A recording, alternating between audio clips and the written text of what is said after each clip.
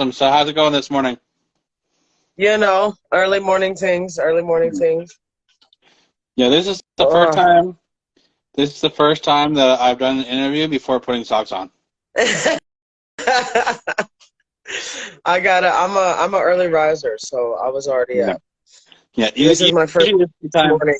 Usually this time This is I'm my waking up. first. Yeah. Usually this time Yeah. I'm waking up right now.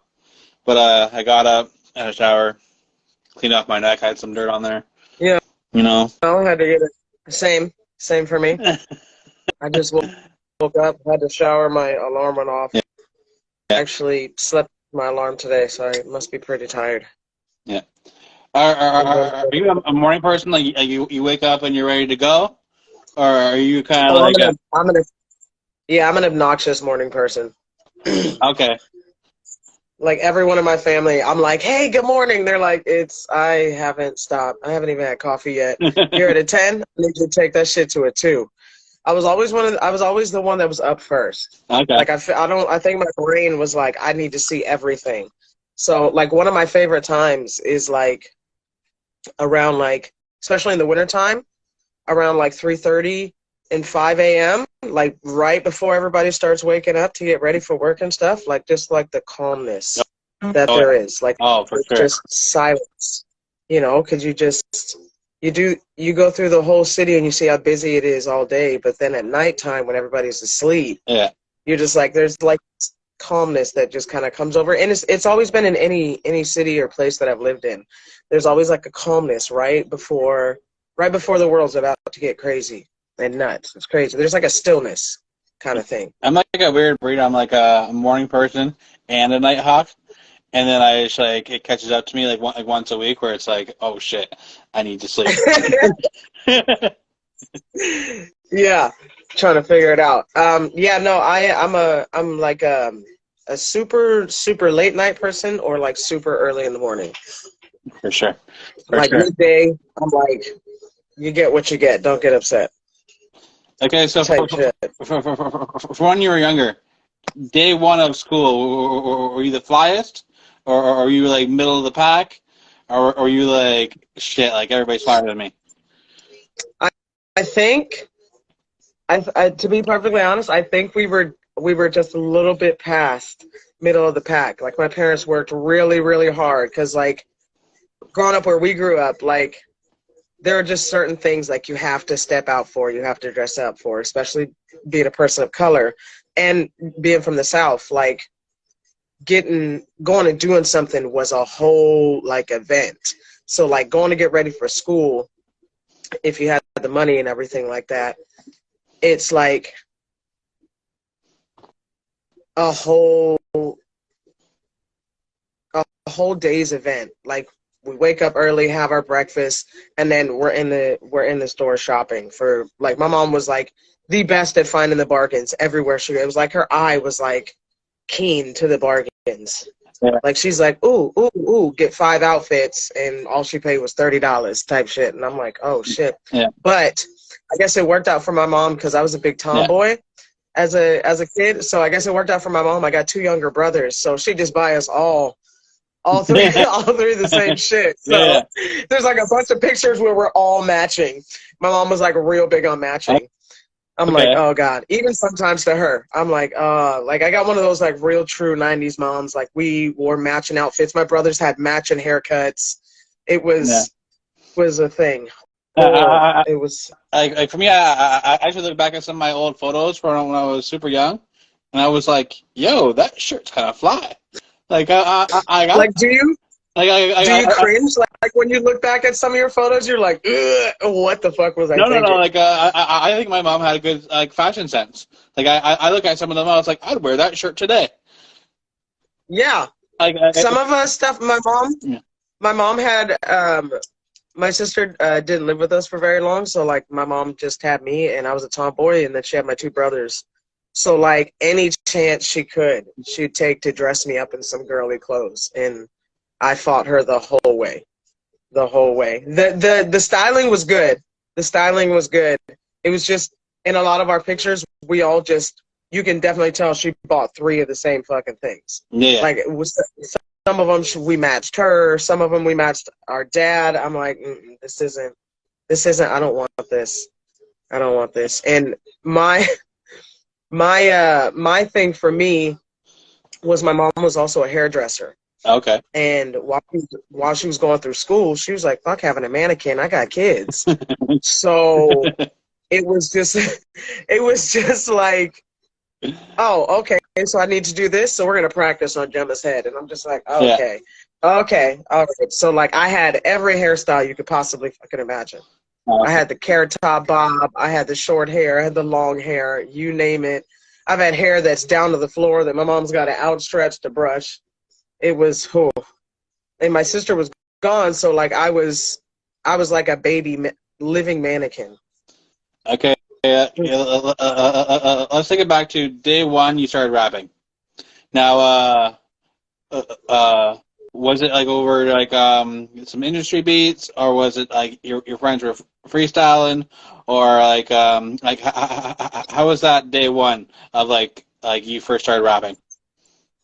Well, actually, I started singing first. Okay. Because growing up in the South, like I'm an Army brat, so like I grew up around the world. Okay. So like I have that advantage where I get to pull from like different avenues and different things I've seen. Music first entered my life, or at least I had the cognitive recognition of it. My mom said when I was about 2, because she'd always come out in the middle of the night, and I have clicked the channels on the TV, and I stop when I get to music. She said sometimes she'd come out, it'd be country, sometimes she'd come out, it'd be Yo MTV Raps, you know what I'm saying? And like she was like, I don't know if you understood it, but you were just always moving to it. But the first time I can remember singing was in the kitchen with my dad, because my dad's from the West Coast, so okay. I grew up on a lot of West Coast. Yeah. And a lot of like old school R&B, jazz, stuff like that. A lot of Luther Vandross in my house. Mm-hmm. A lot of Heavy D, a lot of just mix of things. Yeah. But I remember hearing my dad sing, and I just wanted to do that. So I remember standing in my room, and I'm just trying to mimic the way he sounds. And I didn't know at the time, but how you sound in your head and how you sound to an actual person are two different things. For sure. So in my head, I sound like I'm mimicking him. But when my mom would come knock on the door, she's like, shut the fuck up. What are you doing in here? I'm just, apparently I was just screeching at the top of my lungs. It wasn't good at all. So I think that's the first like instance, like, and my dad sang doing everything. Like if he was outside fixing the car, there was always music on in my house. It didn't matter what was going on. Most of the time, I remember just watching TVs with the sound down, but the cartoons on, because there was always music going. Because back then, my mom and dad were always doing something. If my dad wasn't deployed, then he was at home, and he's, working on his little T-Bird that he's got souping up. And I'm just sitting in the car on the steering wheel, and he's got the big subwoofers playing in the back, and my mom's in the kitchen. You walk in there, she's got on like Patti LaBelle, or she's got some Tiffany on or something, and she's cleaning the kitchen, cooking, doing that cliche 90s mom shit. And then, like, seriously doing it was when I entered school. We call it middle school. I think you guys call it secondary school. Yeah. So for us in the States, it goes grade 1 through 5 is in a separate building, and then you got grade 6 through 8 is middle school, and then you got high school, grade 9 through 12. Right. And for me, it was we'd moved to this Army base, Fort Hood. We'd moved back there after doing a bunch of traveling, and I remember feeling weird because we had just come from Germany, and seeing how like different it was. Like, it took me a bit to get used to it over there, because things are a little bit more free-flowing in some areas and a little bit more tighter in others. So I remember I was trying to just find a fit, and I felt awkward, and I was also going through puberty and it wasn't a good look. Yeah, like So music, what were you saying about the singing too? Because I remember when I first started making tracks at home and I had all the equipment at home, and I was like, I'm gonna try singing because I'd have I'd have my verses down for a song, and then I'd try to think of a hook, and I'd be like, I'm gonna sing this hook. So I'd have my shit on. It'd just be me, and I would sing it, and I would think like, "Fuck, I just killed that. I'm the man." And then and then I'd play it back, and I'd be like, "What the fuck?" And I'm like, "This doesn't." this does not sound at all like what I just heard. Yeah, no, it's the crazy thing. It's actually like a medical thing. Like everybody has it. Like once you hear Oh, your for sure. voice back for the first time, you're like, that's not me. It's not. No, it's not. Yeah. It's just the way you sound, I think, in your head and stuff. But So do you think from like traveling around like when you were a kid, do you think like you became like a melting pot of like kind of like different styles because like you get all these different like uh like everywhere has a different vibe. Like yeah, like every country has a yeah, different vibe, every city has a different vibe. Um some are similar. Like I find for Ontario, I find like I come from Brantford, and I find like Brantford's like almost like a smaller Hamilton. We're very similar, but when you go to London, like the rappers are a lot different, and then when you go to Toronto, the rappers are a lot different from that. Like yeah. It is, yeah, and I've noticed that a lot too. Like even with the dynamics between like even coming up in the music itself, like you got West Coast, then you got East Coast, then you got for sure. Midwest, then you got down South. You know what I'm saying? And then even in those, it breaks off into little different subgenres. You know what I'm saying? Like you got rock, trap, and you got, you know what I'm saying? Now, I just posted something on my thing this morning. Now, like, I posted a bunch of black country artists, and I was like, we've now brought seasonings to all the cookouts. Everybody, we are now in every genre you could possibly imagine. We're in rock, we're in trap, and you name it, we're everywhere. But I think, yeah, I think it's also given me a different appreciation for music, I think, as well, because even I found that even through the most, like, I guess what someone would consider terrible noise making, like I can find the rhythm.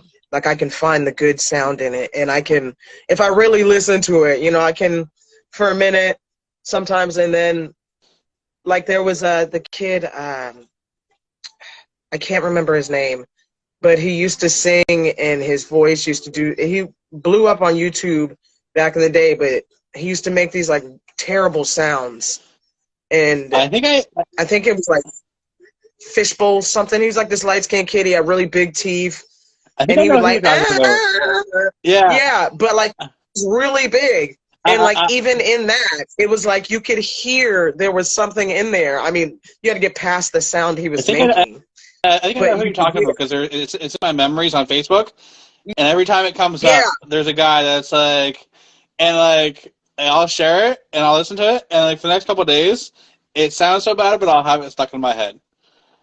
Like there's, right. And you're just like, and everybody looks at you like you're weird, and I'm like, I get and that it's hard for me a lot because a though. lot of the stuff we got in the States, you guys didn't get up here. So when I make jokes, sometimes people up here don't get that, Oh yeah, and I'm like, they're like, I don't even know what you're talking about, and I was like, for real. I was like, all right, that was wasted on you then. Okay, you guys didn't even get that. but yeah, well no, it was actually, the same thing you're saying about like different people don't get certain things. Like I'm a very big hip hop head, and I go out to a lot of shows, and when I'm out at different shows, I hear different slangs. yeah, I'm like, oh, yeah, I'm a big person of I love different slangs, and yes. I'll go into work, and people will be like, yo, shut the fuck up. What the fuck are you even talking about?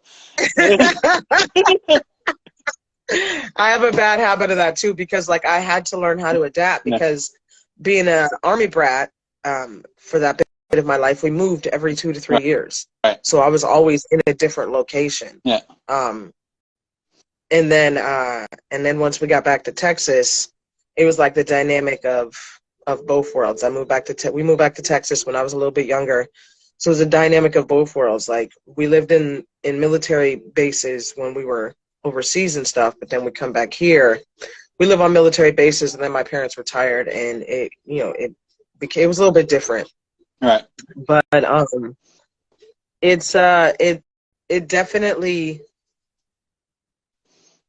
helps, I think, to not put me in one box, like with my sound. Like I can play around with my sound because I can pull from, oh yeah, that time I was walking down the street in the German market, and you know what I'm saying? I went to this fucking old ass town, and the streets were still made of cobblestone, and like people actually lived and worked there.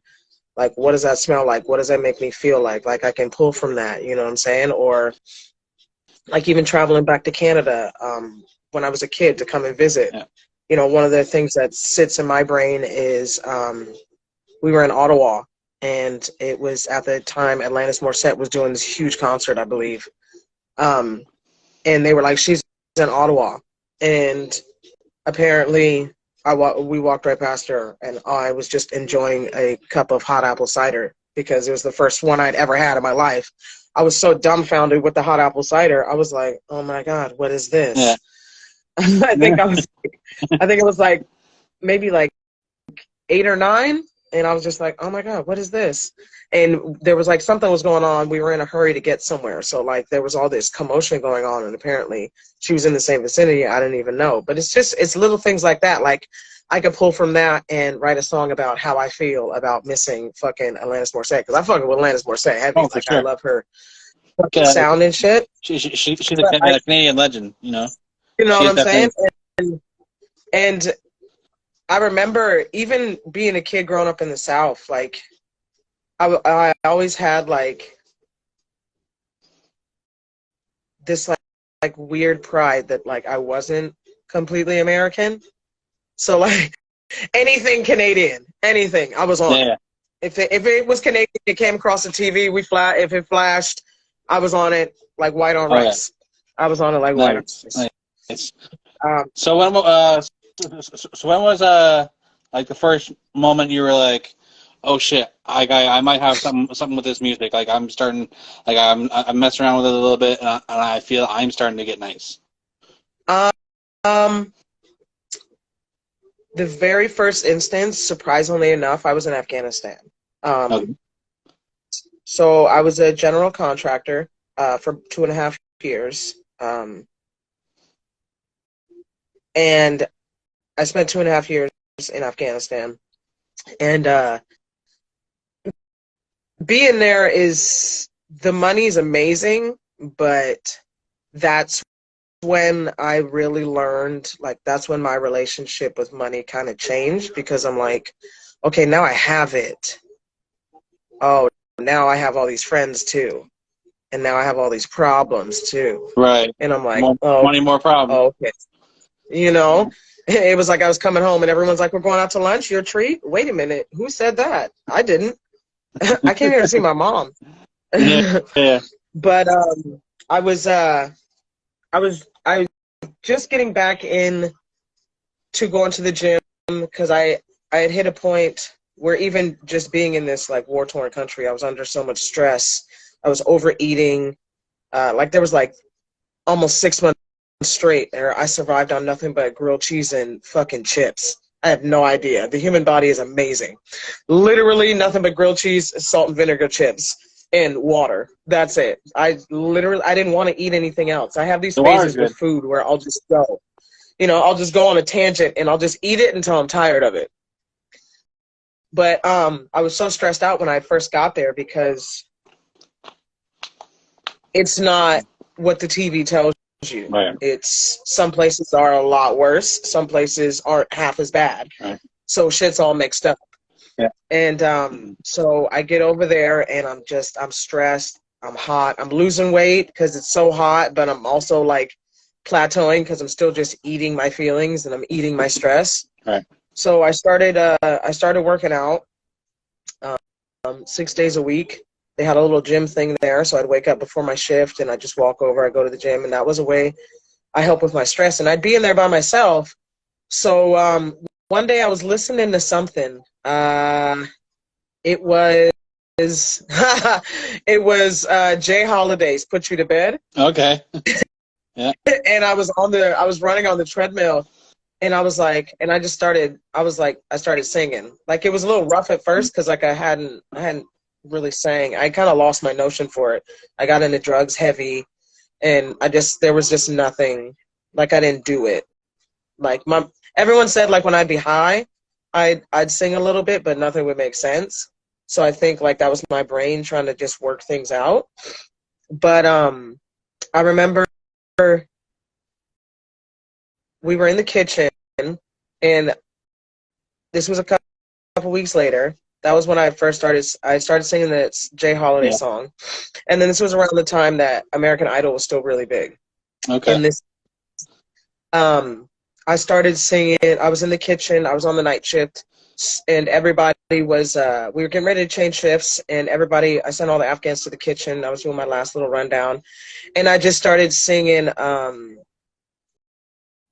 Fugees, Ooh La La La. Yeah. Oh And yeah, classic. one of the one of the Spanish ladies came in the kitchen, and she goes, "Oh, good morning, Miss Gemma." And then I guess I had hit a part of the song, and she like comes around the corner, and she like looks at me, and she was like, she leans over and touches my shoulder. She said, "Oh, Miss Gemma, she said Miss Hammer because I think she was Colombian.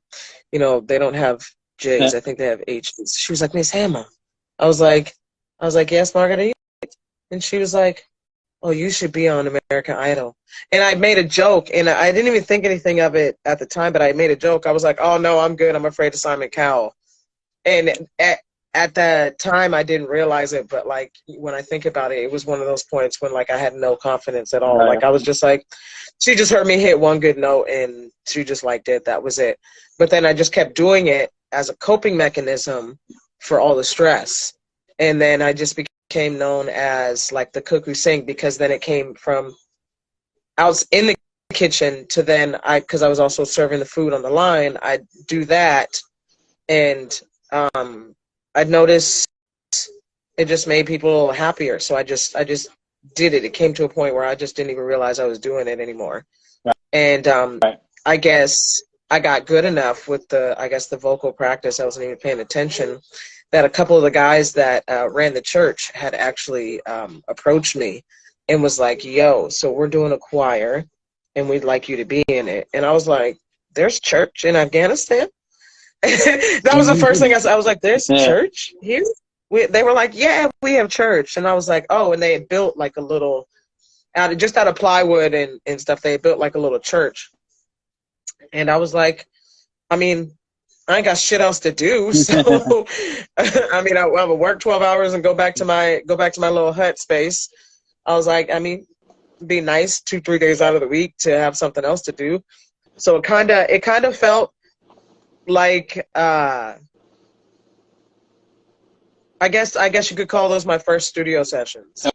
Okay. Weirdly enough, was in Afghanistan in my early 20s, because I was 19 when I went over there. And I met these people. I just turned 21. Yeah. And they helped me a lot. But I think the person that always sticks out in my head, especially when I sing, is my 7th grade choir teacher, because she was the one that I think instilled in me that it's in there. Sometimes you just got to dig a little deeper. Yeah. And that it's okay if you sound different from the person standing next to you. For You just sound different. Nobody said it was bad. Yeah. Nobody said it wasn't good. You just sound different. Yeah. And you have to learn to control that. So I think being able to pull from that and doing my first ever solo performance, because one of the very first performances for the opening night on the choir, I was doing a solo open, and it was Warren Sapp, Never Would Have Made It. It was a gospel song, and I just closed my eyes, and I was just like, fuck it, we here. A lot of the reason. So I want to ask the reaction from that. How did that feel? It Like, was crazy. you were saying, like, you closed your eyes and you were singing. When you opened up your eyes and you seen how people reacted to it, how did that feel? it was crazy because like I didn't open my eyes until the song was done, and then all I heard was clapping. Yeah. And I thought I did terrible. Like in my head, I was like, "This is trash. I fucked it up. It's not good. Fuck it. You know, we're here. It is what it is. We're just gonna do, you know, whatever." And See, like a lot of people get nervous about getting on stage, and they're like, "Oh, I don't know if I can do that." A friend of mine had told me, he was like, "Hey, when I was doing my first show, he was like, if you get through your first thing, like your first song or whatever, and you do it good, and just focus on that instead of trying to focus on the whole thing." As soon as I yeah, got through my first song, and I heard the crowd reaction, and they liked it, the rest of it was a breeze. yeah, yeah. It's crazy because like even hearing the clapping, I was like, "What?" Yeah. I was like, "They like that?" And then Get the big all cheese of a smile. You sudden I get the big feel, cheese smile, and you're like, what? Like, oh you my know what I'm god. saying? Yeah. Especially because like the way they had set it up is that my microphone, like there was like, because there were six of Yeah. us, so there was a row here, and then there was a row here, and like there was two of the women on there. Like we have a saying in the South, they couldn't sing, they could sing. Yeah. I was like, oh shit. And then I got on there and I was like, because I was also nervous. And I'm not going to lie to you, I'm in Afghanistan in the middle of a war-torn country. There's maybe 15, 20 people in this little church. I am terrified. Yeah. Absolutely. That's why I closed my eyes. I was absolutely terrified. I had one of the things that's kept me from doing music so much is I used to have crippling stage fright. Okay. But like even having that reaction didn't bring me out of it until I got like to this point in my life. And I think I just had to get to the point where understanding that everyone's going to have an opinion, Yeah. but that literally doesn't stop me from living my life every day. Exactly. Someone has opinions of me right now in their sleep, or they've woken up and they're like, fuck her. But I still got to get up and do what I got to do. And I think that was the mentality. I was like, fuck it. Like when I get really scared, I just I just say fuck it. I'm just like fuck it. We got to do what we got to do. And that's one thing my dad taught me, because like being a soldier, sometimes you just got to say, look, fuck it. It's either I'm finna make it home or you finna make it home. One of us can't go home tonight. So It was just one of those things. My dad just fuck it. Just do it. Fuck it. They're one of my favorite sayings is it's easier to ask for forgiveness than permission. So I was just like, fuck it. I can't keep asking for permission to do shit that I want to do. Yeah. So I just got to do it. Like for me, for a lot of that, like what has really pushed me in everything is like if somebody voiced to me that they didn't think I could do something, oh man, that would push me to like, what? Right? I can't do this? You feel like it's like you feel like it's like your stomach drops out and you're like, who? Yeah. Who are you? Oh, you're talking to me. Oh, I can't do this? Okay, watch this. It's like you feel your whole body do. Who? Oh, you're talking to me. Yeah. You're talking to me. And that makes you do stuff just like out of spite. Like For sure. Even as humans, I notice like that's the trick. Like when our parents always don't say you can't do something. Don't tell them they can't, because they're just gonna want to do it more. Like you know what I'm saying? It's like can't is a swear word to me. You know, it's like you know, like that word right there. Like, it's like if I tell you, if we're climbing, I tell you don't look down. What are you gonna do? You're gonna look down. Yeah. It's the first. It's the first thing. It's one of those reverse psychology things. Yeah. But it's helped me a lot. I think I just had to live more life and understand myself better before I could actually get to the point that I'm at right now. So who was the first person you met in day one? That would be Wes. Okay. I will let you know right now, though, that I am no longer with them. Oh, okay. Yeah. You grow together, you grow apart. For sure. May peace be upon them, and I wish everybody the best. But Wes was somebody I met first. And definitely, helped with a lot of stuff and solidified some things for me. You know what I'm saying? Everybody, I look at life as a bus. Everybody's got to stop, and they'll either get back on or they won't. And we just kind of, grew apart and wanted different things, For sure. and that's okay. Oh yeah, for sure. But and then I met Maniscale and Gary through Wes, and then we met Angus at a show. Okay. It was when the guys were dropping their DNA show. All right. When they dropped that first album at I always fuck the name, Sankova, I think it was. Okay. I think that's how you say it, Sankov. I always fuck it up. I always fuck up words. I don't. But yeah, and it was like last year was a crazy year. Like it was insane. And I'm the type of person. Someone taught me this one time, and they said it to me. We had a conversation about it, but it just kind of stuck, and it talks about regret, and I don't regret anything because at that time, it's exactly what I wanted. Right. And we had an amazing run. We had an amazing year. You know what I'm saying? It benefits everybody. And like I said, I have no ill will towards nobody, Awesome. Nothing like that. Awesome. I'm choosing to focus on myself and my career just, a little bit more. And I want different things for my career. And that's okay. So as far as the music, like you got like certain producers you work with, or how do you go about getting your beats and? Actually, I still work with Gary. I've been working with Gary there for the first couple songs. Yeah. I think only one of the beats, I think 3 a.m. Thoughts is one that I bought personally.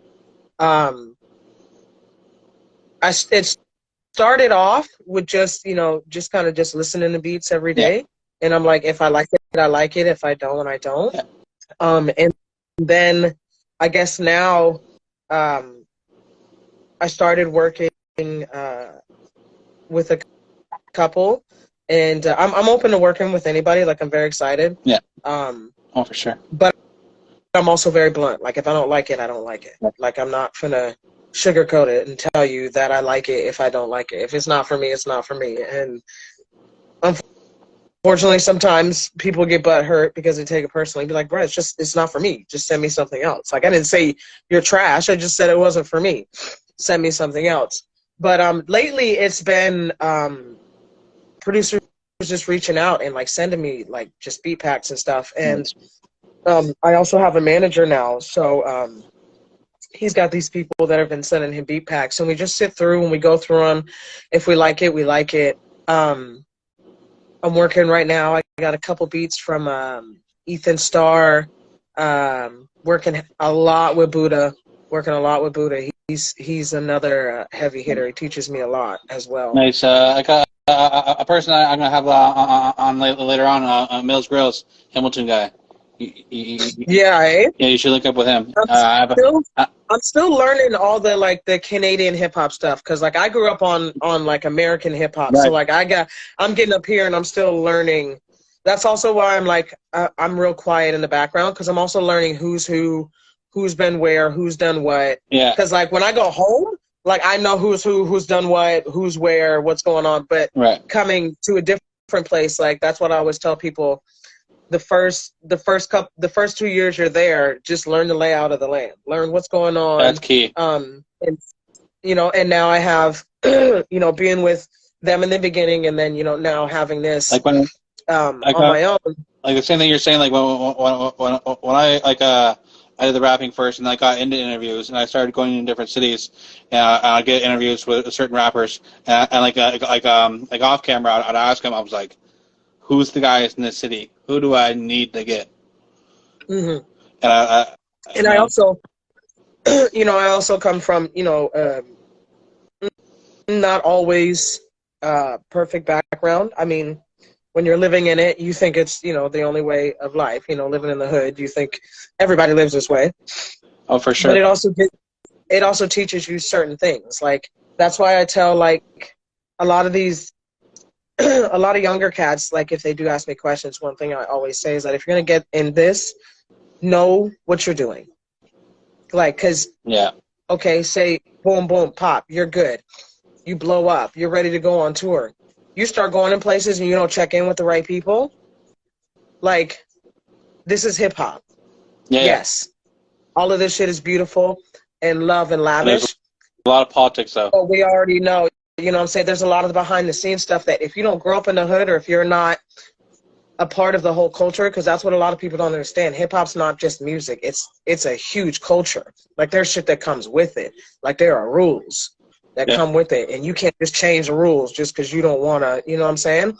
Yes, there are some things you can bend and you can operate differently, but there is a solidified amount of rules that comes with it, and that's just Yeah, like if for you sure. go to Texas and you're going to put on a show and you don't check in with the OGs in Texas, that may be a problem with you. If you're up here portraying yourself as something and you go somewhere and you don't know the rules of the code, it's going to be Yeah, a problem for you. exactly. And it might be your last show. You know what I'm saying? And Exactly. there's nothing, I'm not going to lie, there's nothing I can do for you because you don't know the rules. I'm Yeah. not finna die because you didn't take the time. But Oh, for sure. it's Like, something that has been really near and dear to my heart. Like just music in general. Like everybody's like, well, what kind of? I was like, hip hop, of course, and R&B always have a special place in my heart. But music is one of those things that's just like it's. As long as I can move my body to it, we're good to go. for sure. For sure. Ooh. Like for me, when I first started making music when I was a young kid, it was very angry.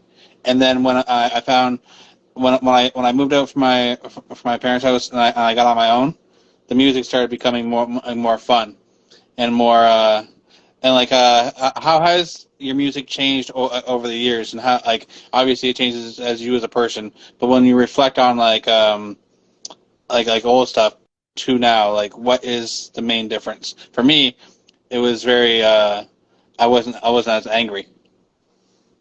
Um, I think for me back then and to now, I think even now I'm just less naive. Okay. Like there was like a naivete about me. Like I was just like, that's all right. We'll just work through, push through it, and you know it'll get done. And yeah, sometimes that worked, but a lot of times it didn't. And then I ended up being the one sad and hurt because one, I have no idea what the fuck I'm doing, my emotions or my feelings. Yeah. And puberty was real fucking hard for me. Like I don't know what the fuck happened, but I was a fucking ball of fucking feelings. All my friends were dying. I didn't know what the fuck to do. So I think a lot of that, like even right now, like I got a line in one of my songs that says, I keep trying to write happy shit, but this pain just keeps coming out. And right now, a lot of my songs are about a lot of the pain that I have to go through because, like, Yeah. I got a lot of pain that I got to get out. And, like, I've lost music, I all kind of stuff because I moved around so much. Like, and Right. I haven't paid attention to where I put it, or my mom, you know, threw the box out that had, you know, all my notebooks in it or something like that, or it got damaged. So I've become, I always tell people I've become the queen of starting over. Like, I've had to learn how to start Yeah. over 100 million times. And that's why, like, I always tell people, don't let anybody who doesn't live your life try to tell you what your life should look like. Because it's yours. Mm, yeah. Like nobody, one thing that music has taught me is that, one, we all want to get something out of it. If Right. you didn't, you wouldn't put it on social media, you wouldn't put it on Spotify, you keep it in your book. Like I'm a Virgo, I'm very logical, Yeah. very Yeah. basic. A lot of shit can just be cut and dry, and we lose a lot of animosity and stress if we just understood a lot of things were just cut and dry. Like shit is just the way it is, and that's the way it's been operating. That's Do definitely like a gem right there. Another gem that like there's certain things that like I try to apply to my life. Another one like recently is if I'm mad about something and I can't do if I have the ability to do something about it, okay, I'm gonna make those changes and do it. But if I don't have the ability to change it, I can't stay mad about it. Yeah. Like, Yeah, like I do the 24-hour rule. Like yeah, and it's sometimes, yeah, shit just pisses me off and I react. I'm not being proactive, I'm being yeah, reactive. yeah, But like you said, like you take that time and you think about it and you're like, all right, I'm gonna give myself 24 hours. yeah. If it still bothers me in the morning, what I do is I ask myself, why is it bothering me? Is it really Exactly. something that's really bothering me, or am I just pissed off for the sake of being pissed off? You know Right. what I'm saying? And And another thing there is, did you really have a bad day, or did you have a bad moment and you let it linger for the rest of the day? you know what I'm saying? Because that's what and that's also what we do is we just let shit For linger, sure. and we just sit there and think about it, and we harp on it, and we poke at it, and it's like it's like the scene from the movie Boys in the Hood. You want to see a dead body? Stop poking the dead body. It's bloated. It's gonna blow up. If you leave it alone. But Right. and it's one of my biggest mentors is Kevin Gates. Like I love the man is a He, wordsmith. and he's I hilarious. love Kevin Gates. You know what I'm saying? And That one the of the whole thing things, about like him saying like he was messing around with his cousin, but then he didn't know it was his cousin, and then he took her over to his grandma's house, and then like he was like, oh, we already been like he's like if I just found out yeah, like man, that shit made me laugh so hard. he's I think that's what I love about him the most is that the motherfucker is For sure. unapologetically himself. Always Yeah. has been, always Yeah. will be. And that's one of those things that like I look at. It's like, is it wild? Is it fucking crazy? Is it taboo? Is it something that sometimes we can't wrap our head around? Absolutely. But the man is completely 100% totally himself, and can't nobody move and waver that. And that's one of the things that I pride myself on is being someone that can't be moved. Like I made a post the other day that says, I will always be a problem because can't nobody make me do something I don't want to do. If I Yeah. don't want to do it, I'm not going to do it. Like you guys, my boss, anybody, when I'm tired and ready to go, I'm tired and ready to go. I will hit this. I'm going to go to the house. Good night. I'm going to bed. Yeah. And that's one thing that music has also taught me, and gave me a lot of confidence in is it's just like ask and make sure you say what you want when you want to, because you also have to, like, I'm also getting myself in the mindset like I'm building a career off this, I'm building a Right. business, so I'm going to have the confidence to act like I'm supposed to be in the room. Right. Like, you know what I'm saying? Like Beyonce has one of my favorite lines. She said, I'm surrounded by all these, she said, I'm the only woman here, but I'm still the realest nigga in the room. And like, that's the shit that I'm trying to be on. And like being able to give myself the space and the time to build and create that, it's now I get to see everything through my eyes. Like as much as like I love the people around me and everything, like I let my whole existence, because I'm new here, be influenced by everybody else. And that's on me. That's something I'm real big on accountability. Hold yourself accountable for what you do. Because Right. at the end of the day, I had a friend tell me a long time ago, a casket don't come with a sidecar. You came in this bitch alone, you leaving this bitch alone. Yeah. So hold yourself accountable for the things that you do, because at the end of the day, you your own best friend, and you got to live with all the decisions that you make. And music has taught me, especially hip hop, watching it, if you are not who you say you are, these people will come for you and they Exactly. will expose you. And this is not, again, it might not happen today. It might not happen for another 5 years from now, but it's going to happen, because music is one of those things that it makes you be who you are. Exactly. No, for real. Especially if you're sharing it, because there's a kid somewhere who's actually going through what you're rapping about. And if you're not rapping about it, or if you're not living it, but you over here rapping about it, you know what I'm saying? Like, Oh, for sure. No, I'm no. real, Yeah. I'm real big on there being, there's a difference between speaking your shit into existence and flat out lying. And that's the Mm. problem that, all the OGs even now are talking about. The problem is in the industry. You get in there, none of these people are who they say they are. Yeah, And like even in the underground. you're saying, like speaking it into existence.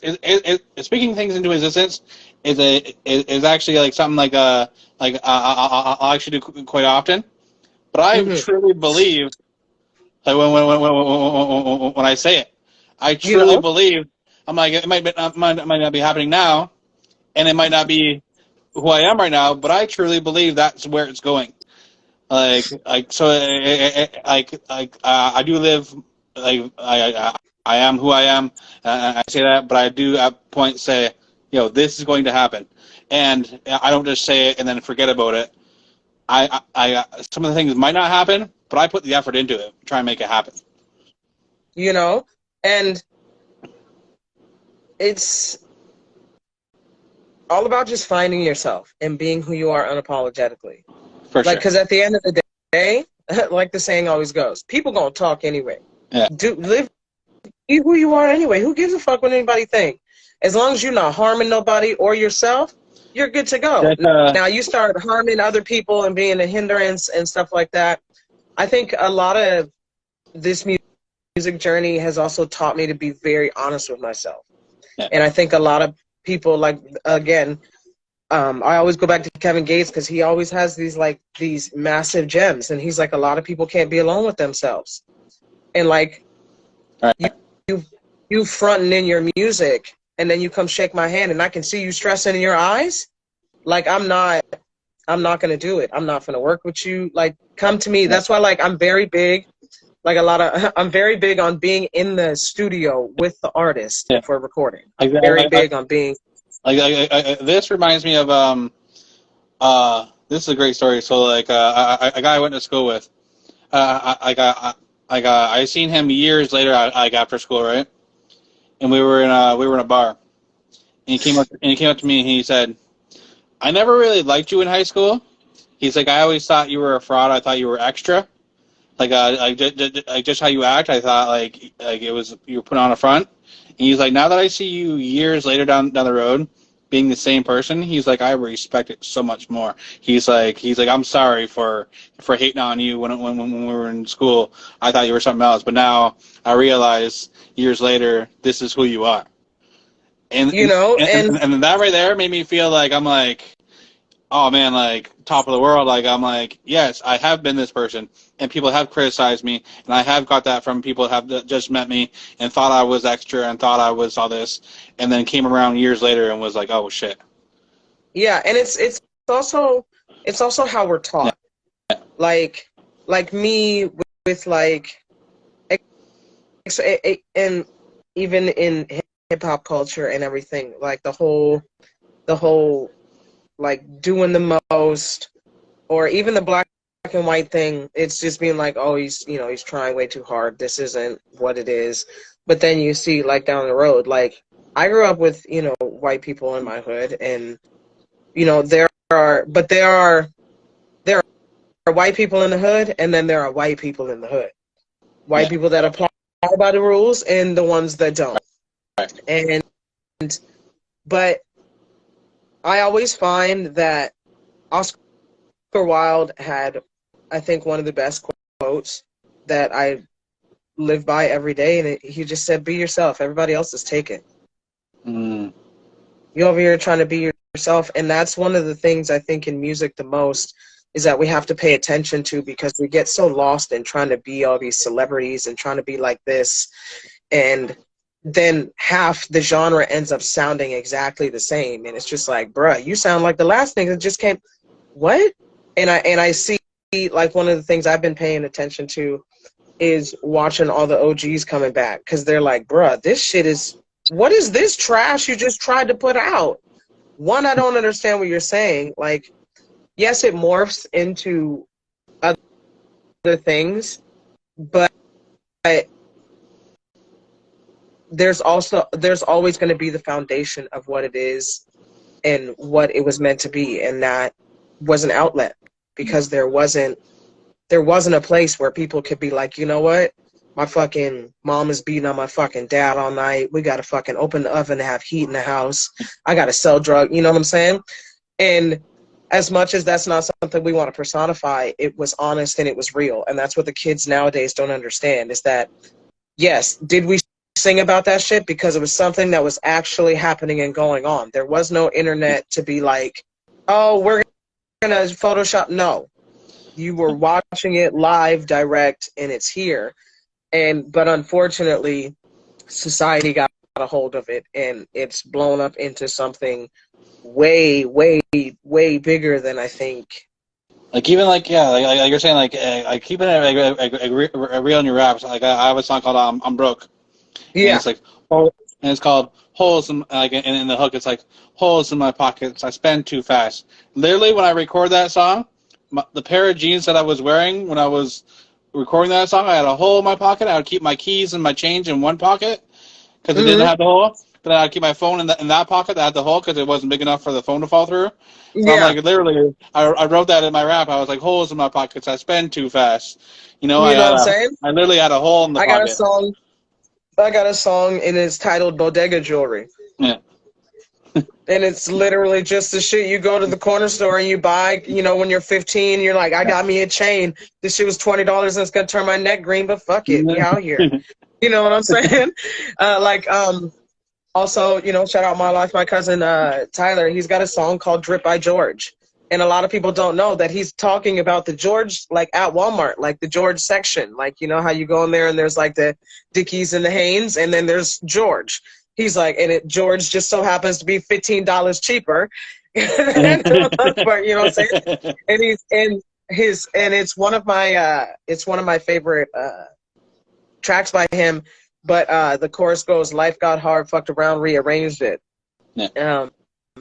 And he's like, "Bless my life, I ain't never gonna change it." And I was like, "Oh shit." He was like, "Yeah, I'm talking about like just going to Walmart and buying the George shit Yeah. because like yeah, it looked just like the Hanes, but it's $15 cheaper than the fuck what it says on this price tag." Yeah. And it's just about it's also about just being honest and real. If the first half of your career and all you're saying about it nothing but pain, get that shit out. Let it out because you're making room for what else is to come. Yeah. Like often we block our own blessings because we stay too full all the time. Right. We don't release anything. Like been taught, don't cry, don't do this. No. I feel when I feel real bad and I cry, I feel 10 times fucking better. And, you know, I was reading the other day and it's because I made room. Yeah. Like there's room for all of that. Like make room for all of this stuff because there's so much shit just waiting to just trickle down onto this paper. But it's like a full bowl of cereal. You can't even get to the, you know what I'm saying? You only put fucking half the thing full of milk, but you got a full bowl of cereal. So that top half going to be dry. You know what I'm saying? But then you can mix it up and shit. Yeah. So it's just about finding your niche and finding your way of how you do things. Because, like, yes, we live in a day of the internet. When I was growing up, not everybody was doing it, but you didn't know everybody was doing it. Yeah. You know what I'm saying? Oh, yeah. Like, there was 8 million motherfuckers in their mama basement trying to get on, Yeah. but only these 38 motherfuckers right here, you know what I'm saying, made it. So, and I think it also comes from being like a 90s kid. Like it was, my cousin had made a post one day, and it was like babies born in the late 80s and the 90s. Yeah. 90s kids were the last of the greatest era because we saw what life was like during, we know what life was like before, during, and after the fucking internet. Like, and I think that's one of the things that made it the last greatest era is the internet. Like it was a blessing and a curse, like at the same time. Oh, you yeah, know? for sure. Like Like, it connected us, but it connected us a little too much. And now everybody's fucking entitled. Your song's trash. That's cool, Susie. Go on about your fucking business, bitch. yeah. Like, I started rapping and putting out songs. Well, like I started rapping when I was 15, and that was the year 2000. So I had like lived all the way through the 90s and lived my life and got that. And then when I started putting out music, like it wasn't like it is now. Like I was trying to get my songs on Napster. I was like, Yeah. how do you get this shit on there? You know, like Take it, put it on there. I want a free download. I don't give a fuck. yeah. Yeah. You know, and it goes back to, you know, like everything is so accessible now, and like the kids coming up now, and even, you know, some of the Gen X and, you know, baby boomer people, like people don't know how to handle it. Like we didn't, especially baby boomers. These motherfuckers is like, what the fuck are y'all doing? What is this? And it's progression. There's progression in it, but right now there's a lot of chaos. But I call it progression in the chaos. Like there's progression in it. It's just there's a whole bunch of shit going on. Like, and I often tell people forget that the internet was like a military thing. Like they didn't want nobody else to have it. Yeah. So like then one day they just woke up and was like, we're gonna give this to you. Yeah, like that. Wait a minute. First, what do you have that you don't want? What else do you have you don't want to give us that Right. you just handing over the fucking internet shit that you said was top secret? But then it goes, it goes back to nostalgic things like that. Like I remember when the internet was like, when you buy a CD and you go on the back of it and it would have the website for like a band or whatever like that, and you go on, you know what I'm saying? you go on their site and it would have like a couple pictures and play one song. Like That's it. Yeah. Like these kids will never understand the rage of the .com boom. Everybody had a website. Like just like how they're saying everybody makes music now, everybody had a fucking website. Right. You need something, there was a website for everything. Everything. So how important is, like I stress this a lot. I started as a rapper, and then I led into doing the interviews. How important is it for everybody not to be the rapper? For some people to be the videographer, some people to be the producer, some people to be the manager. Like, not everybody has to be the rapper or the star. I think that's definitely true. But like I said, we live in an entitled society, and unfortunately, I believe the universe has to go to like drastic measures, and we all have to figure those things out on ourselves. Because like there was a time and there was a point like going through my shit, like I asked myself, should I really be doing this? And I stepped away from it for a long while. Yeah. Like a long while, mainly also because I got into drugs because I stepped away from the music. Yeah. And I felt torn. I didn't know who I was. I was like, should I even fucking be doing this? Like, it's all about asking yourself the hard questions. Like, if you can be really good at something, still do it for a hobby and try and practice something else. But it's, as we say in Texas, it's knowing when to hold them and when to fold them. It's knowing when, okay, I've been doing this for 27 years. Yeah. Maybe I'm better as a videographer because like I've gotten, really good at that. It's about being honest with yourself. And we often forget, like especially with spirituality and stuff like that, we often forget because everyone pushes the positivity. Nobody goes back to deal with the negative. Like, it's not about just being positive all the damn time. Like, let yourself feel that shit. Mm-hmm. Like, Beyonce has a saying, she's like, I give myself, 24 hours. I'm like, I'm a sensitive person. I give myself 48 hours. I give myself 48 hours to just feel every bit of it, but to actually feel it. Not, this makes me feel bad, I'm going to push it back to my mind. No. Feel that shit. If I got to cry about it, if I got to do what I got to do to get this out, because that's how you level up. Like I said, going back to saying, we don't let our shit come down because we often stay too full. Mm. Like if you're always capped up here, there's no room. Yeah. You can't, like, it's like at Boat Barn.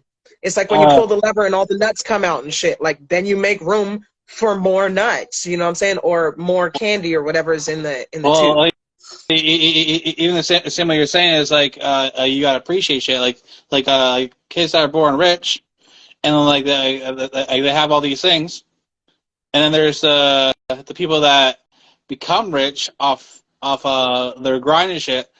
They're gonna appreciate the fucking finer things in life way more than the people that were born with it. You know what I'm saying? So, like, nobody starts. Yeah. So if you really have the ups and downs in life, you really appreciate the ups more. Yeah. You know what I'm saying? But like, like me, like I remember the first time, because like I grew up in the hood and I grew up with like white people in the hood. Yeah. I remember the first time I met this fucking girl who had always had a silver spoon in her mouth. Like there was like, we were doing like supposed to be going on a trip, and her mom couldn't find the tire for her car. Bruh, she cussed her mom up and down. I'm over here hiding behind the wall waiting for her to get punched right in the mouth. Right. I turn around, her mom is crying. I was like, yo, I'm not going anywhere with you because you're nuts and you just made your mom, bruh, you're out of your Yeah. mind. Yeah. Like that's, that's also how like that's how I judge the character of any man or woman is how you treat, how you treat your parents, or, if your relationship is shitty, then it's, it's Yeah. shit. Everybody has had that one person, even if they've had to be that one Well, person. You know what I'm saying? also how you treat your parents, but how you just treat people in general. Like, Yes. like I treat my mom like very good, and but I had to tell her we were at the restaurant a little while ago, and she was kind of like had a little bit of an attitude with the waitress, and when the waitress left, I was like, Mom, like, why are you being so mean to the waitress? Like, like she didn't do anything wrong. Like, like Yeah. it was the cook that fucked up your shit. Like, it wasn't like, she wrote it down on the shit. We've seen her write it down on the shit. Like, you know, like it's not her fault. You know. She's just the face. She's the face for you to yell Yeah, at yeah, that point. yeah. You know? So the classic phrase is how you treat waitresses and waiters and all that kind of stuff. Like, How you treat you know. members of the service industry, yeah. And I love how people come in and then act like they were never servers. Like, bitch, I know you're old and decrepit, but I know you served some tables back in 1982. Don't play with me. Stop being rude as shit. Stop bringing your badass kids in here with no home training. Yeah. And then, like me, like, I'm old school. So, like, do I understand? Yeah, sometimes an ass whooping can be detrimental. There's a fine line between an ass whooping and abuse. And a Right. lot of people don't know that. I get that. But there's just a lot of things I'm just like, I mean, it's the way that these people operate. There's some shit I can get behind. There's some shit I'm just like, Right. it's not for me. And what I'm learning is being a person, I'm also a natural nurturer. So I like to take care of people. And being a person who has had to learn to set boundaries, because even at the age that I'm at, I'm realizing I lived a lot of my life with no boundaries. And music is one of the things that taught me that, is like, I'm just out here trying to be friends with everybody because I'm in a new space. I want to do this and I want to do that. And that's fine. That's all fine and dandy. I'm the queen of starting over. So I know the first year, it's going to be a lot of, oh shit, oh shit, oh shit, because these people are from here. Yeah. They're Like, going to teach me. They have the information, that I need and shit. So, but now that I've got my own. Like, setting boundaries is so important in life. Like for the longest time, Yes. I would never let any. Here's a mistake I made through it. Like I would never let any guy like do certain things. But like when I was younger, if like I would let girls fucking walk all over me and fucking. But like if it was a guy, I would be like I would stand up. But then like. I would never get bullied by a guy, but like if it was a girl that I liked, I was like, oh, okay, well, maybe we'll get past this or whatever like that. Now I'm like the second I start seeing some of the fucking foul shit, I'm like, I'm out. You know what I'm saying? And you got to go through that to get there, as And shitty as it is. and another thing too, we were talking about a lot of gems. I posted this a little while ago. I said, we're all emotional about something, but we should never put emotion over logic, and be logical about what we're emotional about. Yeah. That right there is a gem to me. It's like, okay, like, yes, like we can't just turn off our emotions and not be emotional about anything. But like, why are we being emotional about like some dumb shit sometimes? Like, and it goes to, that talks to the point about us just being too full. Mm. Like one of the books that completely changed my mindset was The Subtle Art of Not Giving a Fuck.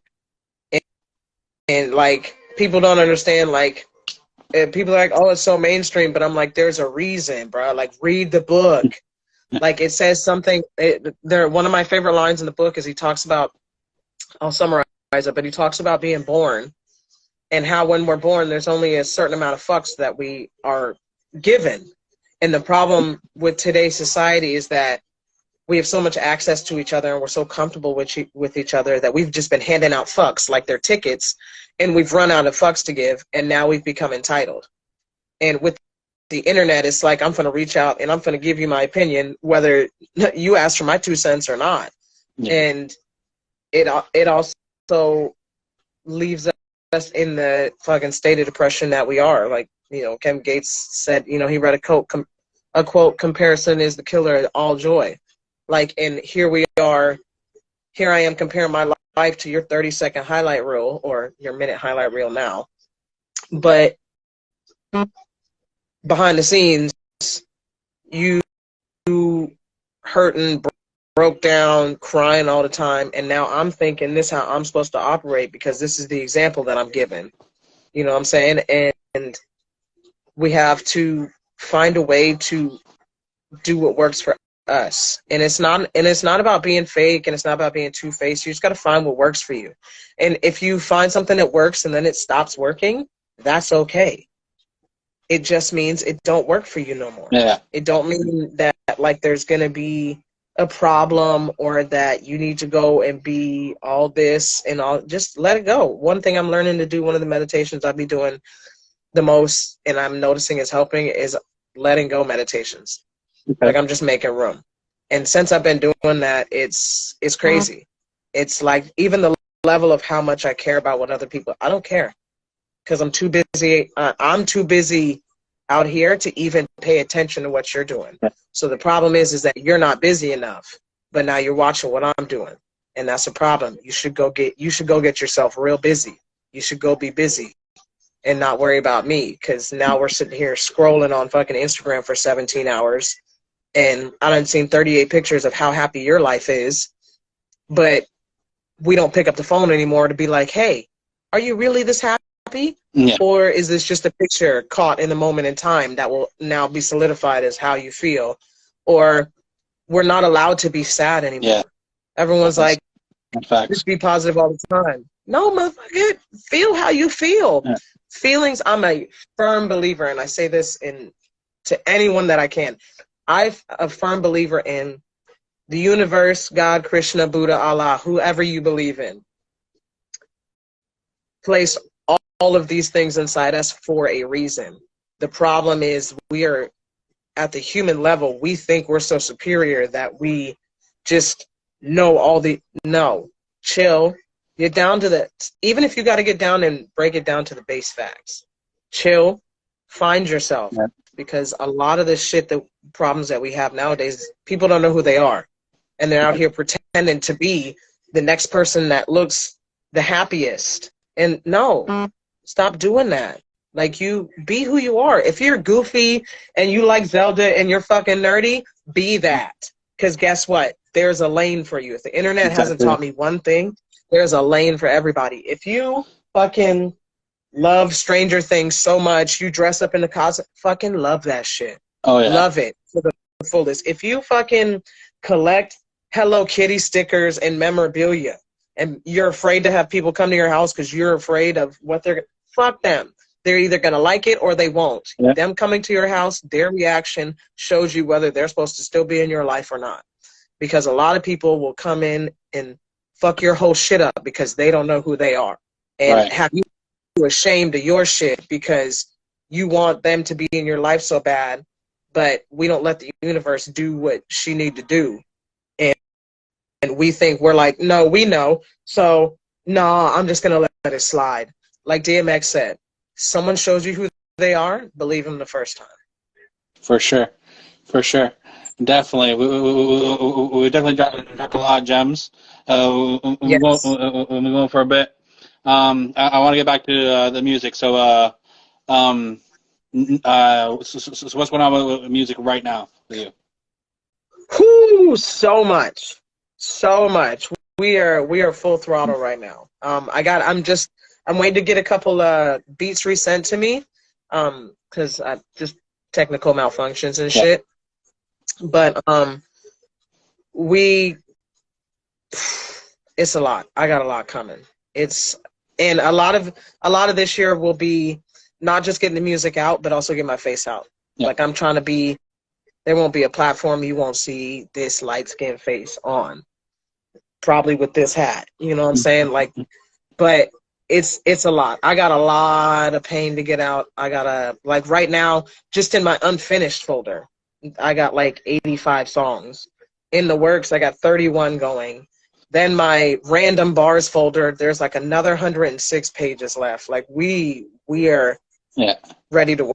Lots of I'm under new management, Stone Giant Management. That was what I put up on my page yesterday. We're making it official, but even sometimes even just changing lanes, just kind of boost your momentum just a little bit, and it has tremendously. And like he believed in me sometimes more than I think I believe in me, and That's good. it gets me there. But yeah, we were just in the studio with Buddha the other day. I'm going back in tonight. We're getting it done and making connections. I think too. He's teaching me how to make connections, the business side of it. Because like I could do music all day, but if I don't know how to stand in a room with these people, they finna rob me and take me for everything I'm worth. Mhm. You know what I'm saying? So it's also good to have the And then you're saying information know your right now. surroundings. You know what I'm saying? And also, right now, the big focus is Man of Skill. He's also under the Giant Management now. Okay. We're focused on pushing him heavy, get him out there. He's been booked and busy. Like this is actually our first week of just chillaxing, and even then, every weekend, because we still got day jobs, but every weekend and any time chance we get is a moment to network. It's a moment for opportunity. You know what I'm saying? Because at this point, all I see it ain't nothing but space and opportunity right now. So we're definitely recording. Got a couple things in the works. I still got to talk to him about. I don't know if I'm technically allowed to say anything, but it's a lot.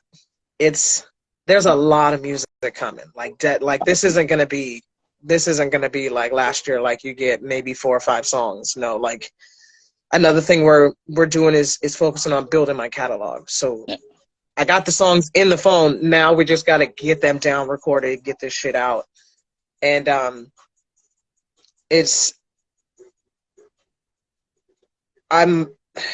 how do I say? I'm finally stepping into myself as an artist, I think. Like now that I've had this time, blessed, with the guys, it gave me that time and space to, find who I was, like musician wise, like truly find who I was musician wise. And it's starting to come through and it's starting to shine, and we got some shit on the way. Awesome. Some Awesome. definite collabs. I got a lot of collabs going on with a couple different artists in the city. Building my own like little niche, like my little my little ringside corner thing. So just focus on getting my face out there. Awesome. Hopefully, by the end of the year, there won't be a surface that you don't see my face. Awesome. That's what I'm. Awesome. That's what I'm trying to be on. Awesome. So, is there any last things you'd like to say before we wrap this up? Know yourself. Know your worth. Divide that shit and add tax. I like it. I like it. All right. Worth and So, add tax to that shit. so everybody that's gonna watch this, make sure you follow both of us, and yes, and definitely have a great weekend. This is the start to my weekend. I'm gonna have a. Don't party too hard. I have some great guests on later on. I got 2 other interviews today. So Hell yeah, busy man. So stay busy. That's the thing, right? Booked and busy. All right. Peace. All right, have a great day, brother. Cheer. Yeah.